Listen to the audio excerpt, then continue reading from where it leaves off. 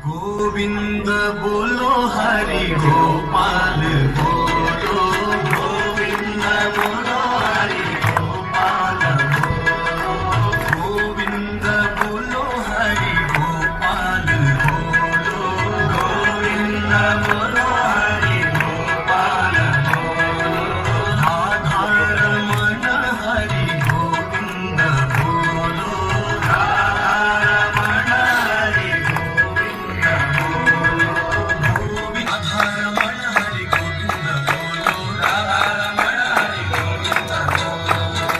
प्रेम से बोलिए श्री वृंदावन बिहारी लाल को जय।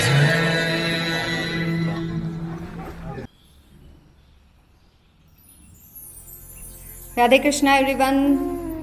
आज है आषाढ़ मास के कृष्ण पक्ष की एकादशी और इस एकादशी का नाम है योगिनी एकादशी। साल में आने वाली सभी 24 एकादशियों में से ये भी एक महत्वपूर्ण एकादशी है और प्रत्येक एकादशी का जो महत्व होता है, जो एकादशी व्रत रखने के का जो फल होता है, वो भी इस एकादशी के व्रत को रखने से प्राप्त होता है। ऐसा माना जाता है कि इस एक एकादशी का जो फल होता है वो 88,000 ब्राह्मणों को अन्नदान करने या भोजन करवाने के समान इसका फल होता है। आज जो ये योगिनी एकादशी है ये 24 जुलाई को है। इसका पारण कल सुबह 25 जुलाई के दिन किया जाएगा और इस एकादशी का महात्म्य भी कृष्ण ने सबसे पहले महाराज युधिष्ठिर को बताया था। तो ये एकादशी भी बाकी सभी एकादशियों की तरह बहुत महत्वपूर्ण है और जो लोग भी इस एकादशी का व्रत रखते हैं उनको भी प्रत्येक एकादशी की तरह इस एकादशी के लिए भी उन्हीं सभी नियमों का पालन करना होता है। अन्न का, नमक का, चावल का त्याग दिया जाता है और हर एकादशी की तरह इस एकादशी व्रत की भी एक कथा है जो मैं आप लोगों को सुनाती हूँ।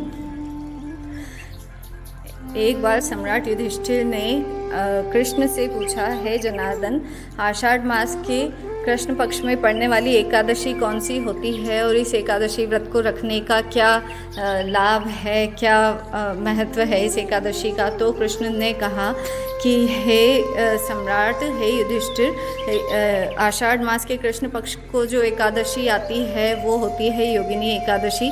यह एकादशी भी विशेष फल प्रदान करने वाली है।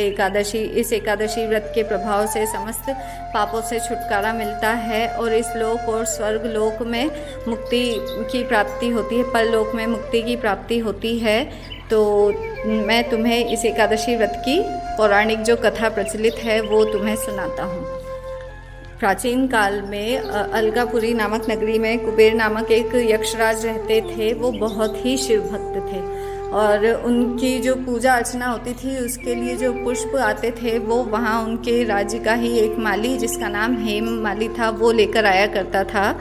प्रतिदिन वह शिव पूजन के लिए फूल मानसरोवर से तोड़कर लाया करता था और उसकी विशालाक्षी नामक एक बहुत ही सुंदर स्त्री थी। तो एक दिन वो मानसरोवर से पुष्प लेकर तो आ गया, परंतु किसी कारणवश वह अपनी स्त्री के पास चला गया और राजा के पास पुष्प ले जाने में उसे विलंब हो गया। तो यहाँ राजा कुबेर जो हैं पूजन के लिए पुष्पों की प्रतीक्षा करते हुए क्रोधित हो उठे। उन्होंने अपने सेवकों को भेजकर पता करवाया कि अभी तक हेम माली पुष्प क्यों नहीं लेकर आया।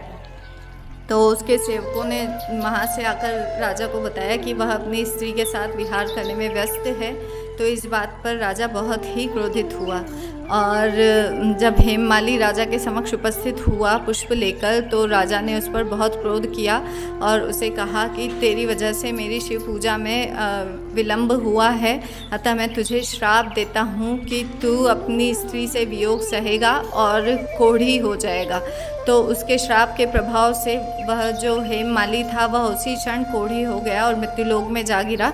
उसकी स्त्री भी उस समय अंतर्ध्यान हो गई। तो वह पृथ्वी लोक पर बहुत सारे कष्टों को भोगता हुआ वह यहाँ वहाँ भटकने लगा। तो एक दिन वह भटकते हुए मार्कंडेय ऋषि के पास पहुंचा। तो मार्कंडेय ऋषि ने उससे पूछा कि अरे भाई, तेरी किस पाप की वजह से यह दशा हुई है, किस कारण तेरी यह दुर्गति हो रही है। तो उसने कहा, हे मुनिवर, मैं राजा कुबेर के यहाँ पूजा के लिए निरंतर पुष्प ले जाया करता था, किंतु किसी कारणवश मैं अपनी स्त्री के साथ व्यस्त हो गया और मैं पुष्प ले जाने में मुझे देर हो गई, जिसकी वजह से मुझे राजा ने श्राप दे दिया, जिसकी वजह से मैं आज इस मृत्यु लोक में कोढ़ी होकर कष्ट भोग रहा हूँ। तो कृपा करके आप कोई ऐसा उपाय बताइए जिससे मेरी इस कष्ट से मुक्ति हो। तो मार्कंडेय ऋषि ने कहा कि तूने अपनी सारी सत्य कथा मुझे बताई है, तो अब मैं तुझे एक ऐसा उपाय बताता हूँ जिससे तुझे इस कष्ट से मुक्ति मिलेगी। आषाढ़ मास के कृष्ण पक्ष जो होती है उसका नाम है योगिनी एकादशी, और इस दिन तू एकादशी का व्रत अगर रखेगा तो तू समस्त कष्टों से छुटकारा पा जाएगा। तो मुनि की आज्ञा पाकर हेममाली ने इस योगिनी एकादशी का व्रत रखा, जिसके प्रभाव से उसे उसकी स्त्री भी पुनः प्राप्त हुई और इस कोढ़ से भी उसे छुटकारा मिला और वह पुनः अपनी स्त्री के साथ सुखपूर्वक रहने लगा।